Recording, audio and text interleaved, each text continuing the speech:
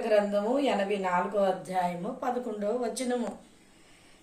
యెహోవా కృపయు ఘనతయు అనుగ్రహించెను. హల్లెలూయా. దేవుడు అంటున్నాడు, ఆయన వైపు మనము తిరిగి వాక్యానుసారమైన జీవితాన్ని జీవించి దేవునికి మనం నమ్మకంగా ఉంటే ఆయన కృపయు ఘనతను అనుగ్రహిస్తారట. ఎంత గొప్ప మాట చూడండి. కృప అంటే చాలా గొప్ప విషయం.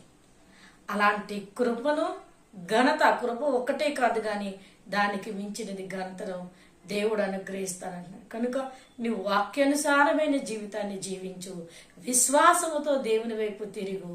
దేవుడు నీ భవిష్యత్తులో ఆయన కృప నీకు తోడుగా ఉంచి ఘనతనిచ్చి అనేకులకి ఆశీర్వాదకరంగా నిలబెడతారు.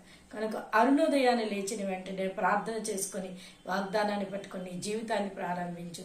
దేవుడు నీకు ఘనతనిచ్చి ఆశీర్వాదకరంగా